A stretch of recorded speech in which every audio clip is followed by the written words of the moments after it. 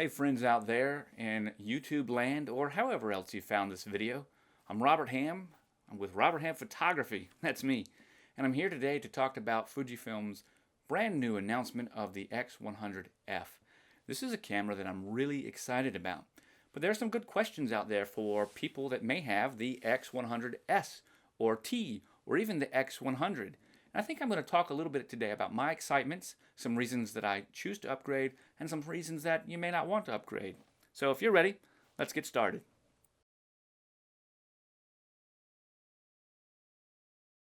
Now, recently I did a video, and I'll put that in the link down below, and you may see it pop up right up here, where I took my X100S to New York City on New Year's Day and got some absolutely stunning images. And that's this camera right here.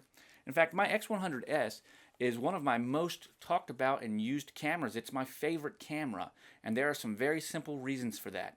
It has an excellent optical viewfinder, which I enjoy using. It has a very high-speed sync flash capability and a wonderful leaf shutter. Add that together with the neutral density filter that's built into this thing, and you have an absolute powerhouse. This can take pictures in a lot of environments. That gives you almost 12, 13 different exposure values with a latitude that you can have with this one camera and nothing else, which is great. Another reason that I like the camera is that it reminds me so much of this absolutely beloved little Olympus 35 RC. In fact, the great part about this camera and that camera is that shooting just by your gut feeling is simple. Put this in optical viewfinder only mode, power save mode. You can get 400 or 500 shots out of that because it's not using any of the electronic viewfinder, not the one in this in the actual OVF or EVF, and it's not using the LCD screen. Set your settings and then you're off and running. It's just using the click to operate the shutter and the sensor when it's necessary. And that means that you can have a very authentic shooting experience with a digital camera, even on film. What I like about this camera specifically is the fact that I get to control my aperture. I like to control my shutter speed, and I like to set my ISO and go. Well, you can see that there are some very compelling similarities between the two. Now, Fuji has come out with an amazing X100f, and this is the fourth iteration of the X100 series, and it does some awesome things, of which I absolutely love the improved ISO dial. That ISO dial, it's borrowing directly from the X Pro 2 and XT2, but what it does is it gives you even quicker access to your ISO. Generally speaking, on my X100S, I've got the function button, right, which is that one right there, programmed to turn on and off my neutral density filter. That way I can easily switch in situations that I don't need the neutral density filter to when I would need the neutral density filter. Most of the time I use the ND filter, but it helps mainly when going from bright sunlight into shadows and vice versa, so you can see where that would be a great benefit. If you wanted to ride your ISO and actually shoot using your ISO variances, you're going to have to dig into the Q menu. And that's not a big deal. You just push the Q button and select your ISO, but it's definitely more difficult than it could be. And Fuji figured this out. They did it with the X Pro 2. They brought that over to the X100f. Now, XT2 and the XT1 already had the ISO on the top plate in the first place. They use a different implementation. It's its own separate dial. But you still had direct access to it, which is great. Here, we now, on the X100f, have direct access to it as well. And that means that all of your shooting functions you can get to without going into any single menu. And that's awesome. Another thing that I like about it is I absolutely love the updated autofocus. To be honest, the autofocus on the X100S is average. It may be even slightly behind average with today's grouping of cameras. Does not impede me from doing my work, however, as a wedding photographer, and I use this camera all the time as my day-to-day shooter. The difference is I use focus and recompose. And I've always used focus and recompose. Sometimes people call it like the Nikon nod, you get the focus and then recompose. And what that can do is if you're really pixel peeping, there are situations, specifically with movement in the photo, kids at play and things like that, where if your subject isn't directly static and not moving, you could have slight variations in focus and sharpness based on just that slight movement. Now, that's a very small consideration, and only the top 99.99% of pixel peepers would see it. But when you're talking about overall image quality, focus and recompose definitely adds an extra step into getting that perfectly sharp eyelash photo in focus, which you can do with the X100S. You just need to be still. So that's something I like about the new X100F. It's great. It's got that even more advanced autofocus system, and I'm looking forward to using that. A couple other things that I really enjoy about it are the focal lengths. Now, this has to do with the sensor. I'm not so concerned about the sensor upgrade as far as raw output. Yeah, 16 to 24 megapixels, that's great, right? But I like the larger megapixels. I like, fewer megapixels in the same area means a bigger pixel pitch. And so that should allow you to have more latitude when you're working with low light. Now, obviously, the X100F has an excellent exposure range, so that's really not an issue here. But where the biggest advancement of the 24 megapixel sensor comes into play for me is it takes this excellent lens that's attached to the X100T. It takes the excellent capability of flash synchronization and neutral density filter and that leaf shutter, and it gives you the ability to have a digital teleconversion of lens focal lengths. Now, we may say to ourselves, I can crop later. 24 megapixels gives you more opportunity to crop in Lightroom. But I say to you this, when shooting in JPEG and RAW, you're going to get the RAW image in its full original format without a crop.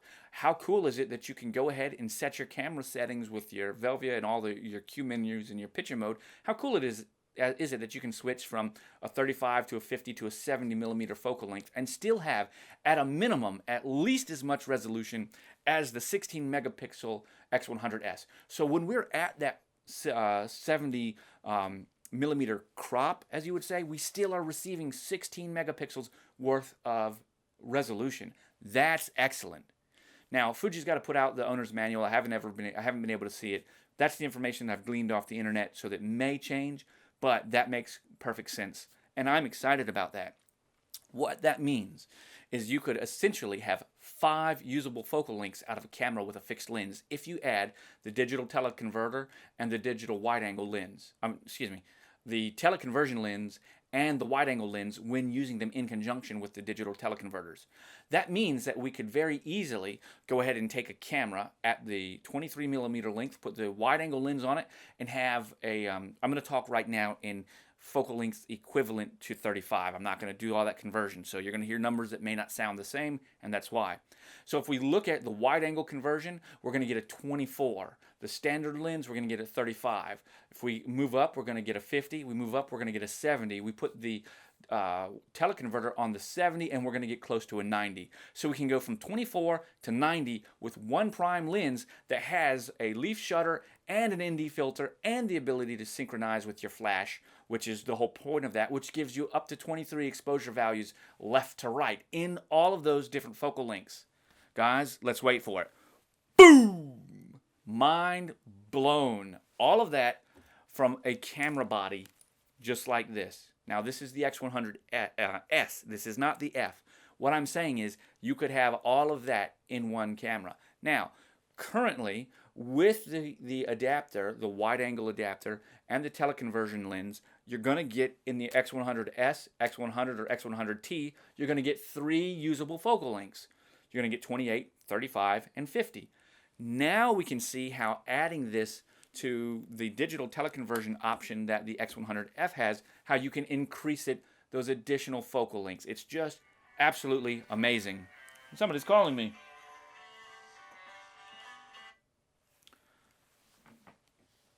Should have put that on silent. It always happens. So let me tell you about some things that I think are okay. The sensor. I don't really need a sensor upgrade, except for the fact that the sensor is now working with a better processor as well as with the digital teleconverter. So that's why I like the sensor. I have absolutely no issue with the sensor on this camera, and I've produced 16 by 20 prints. If I need to, I can up-res something in Photoshop and print it nice and big.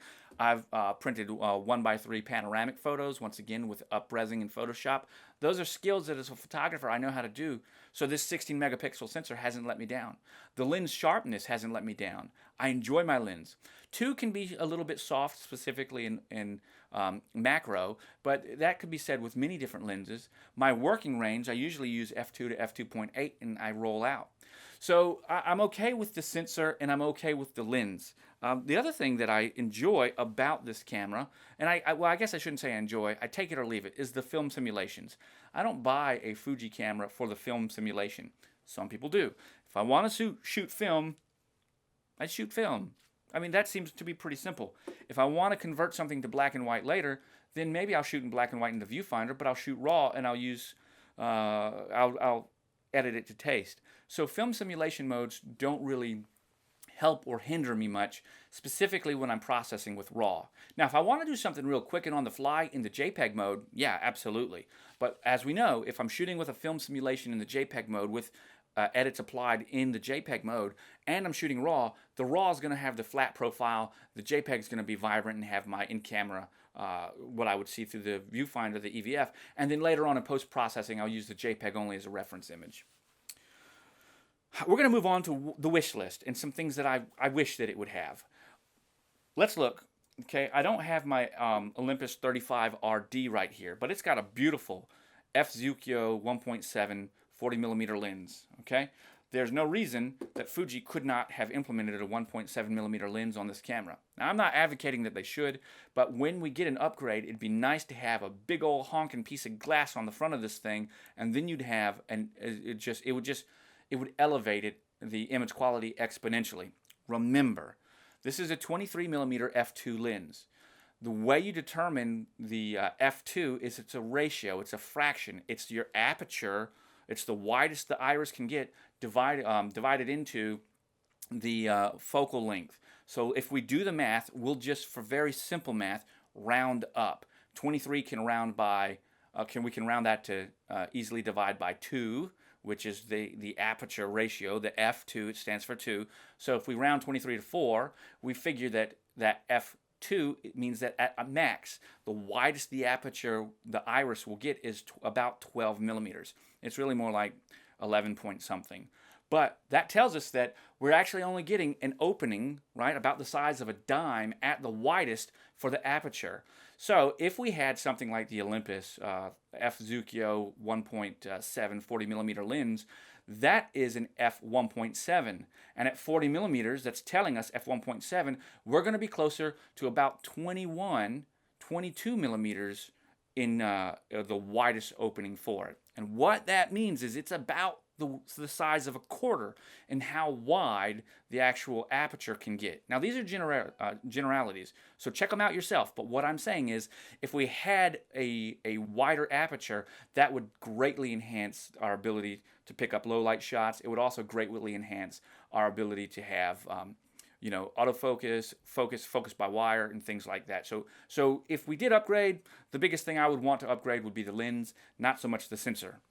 Another thing I'd like is weather sealing. Now, I understand with this lens, maybe weather sealing was impossible, maybe it was an engineering difficulty, but with a new lens, right, it would be definitely, if it was thought of up front, we could go ahead and build that into it. So that would be really cool. Something I would really enjoy to see on this camera is optical magnification of the electronic viewfinder, of the optical viewfinder, just like in the X Pro 1. You can get a 0.66 magnification from the optical viewfinder, or there's a lens that slides over it that you could have a 0.33. So depending on if you're using a prime lens, like if you use the prime 35 f2WR on the X Pro 1 or X Pro 2, then you have these smaller grid lines on your optical viewfinder, because it's kind of mid-range through it. But when you turn the magnified optical viewfinder on, it gives you a magnified view. It's like it zooms in. And I've talked about that on my X Pro 1 video, and I really like it. That's something I'd like to see come to the Fuji X100 next, whatever that is. And then finally, GPS. Now, I don't use GPS so much. I would usually tether to my phone if I wanted to do GPS. But a couple months ago, I was looking for photos that were taken in Rocky Mount, North Carolina, and I didn't tag any of those photos with that data. So I came to realize how important it would be to me if I had had GPS built into the Fuji body, or had I had tethering with GPS turned on to my phone. So that really changed the way I thought. So now I do that when I shoot with these bodies in order to make sure that I can get what I want with as far as GPS. With the X100S and not having any Wi-Fi capability, that means that I'm actually geotagging Wi-Fi transferred cards, and then later on comparing those with the and replacing those and that information with the same file number in Lightroom. It's a big process and it's a hassle, and it's something that I'd like to see updated. The X100f and the X100T both have Wi-Fi. Maybe in the next X100, they can include a GPS module. But that's just me, my friends. That's all that I've come up with. I want to know what you think. I'd like to hear your comments down below. These are the reasons that I've given to why I like the X100F, and there's a very high likelihood that I'm going to go ahead and pick one up. And the number one reason is the digital teleconverter. I'm still on the fence about it. I'd like to see it in person again, or in the first place. But I want to know what you think. That's the question of the day. Are you looking to upgrade? Does it have something that you'd like? Or would you like another camera altogether? Guys, I'm Robert Ham with RobertHamPhotography.com. Catch me over on Facebook at RobHamPhoto. You can find me on both YouTube. You can find me everywhere at either Robert Ham Photography or at RobHamPhoto. And I want to thank you for watching today, and I want to wish you happy shooting. And as always, keep shooting, my friends.